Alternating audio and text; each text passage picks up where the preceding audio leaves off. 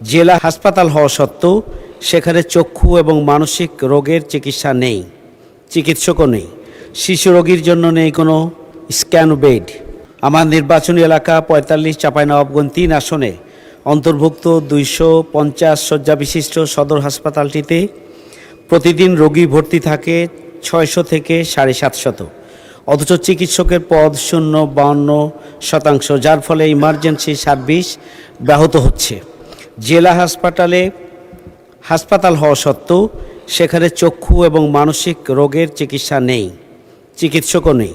শিশু রোগীর জন্য নেই কোনো scan bed, dialysis, CCU, ICU, CT scan, এমআরআইয়ের জন্য অবকাঠামো থাকলেও কোনো আধুনিক যন্ত্রপাতি এবং চিকিৎসক দেওয়া হয়নি।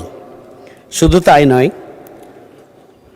আমরা দেখছি যে ডাক্তাররা বাধ্য হয়ে অধিকাংশ রোগীদের রাজশাহী ও ঢাকা রেফার্ড করে দেন। রেফার্ড টু ঢাকা, হসপিটালের নামটাই হয়ে গিয়েছে রেফার্ড টু ঢাকা বা রাজশাহী। এছাড়াও এখানে পরিচ্ছন্নতা কর্মী মাত্র ৪ জন, এখানে ডোম কাজ করে মাত্র ১ জন। একটা হাসপাতালের জন্য খুবই অপ্রতুল, এবং এই হাসপাতালে জনগণ প্রতিনিয়ত স্বাস্থ্যসেবা থেকে বঞ্চিত হচ্ছে। তাছাড়া এখানে নিরাপত্তা কর্মীর কোনো পদ নেই।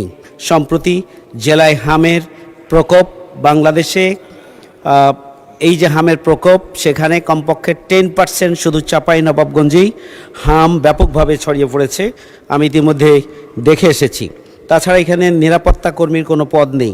সম্প্রতি হামের কারণে দ্রুত চিকিৎসা ব্যবস্থাকে আরও সম্প্রসারণ করার জন্য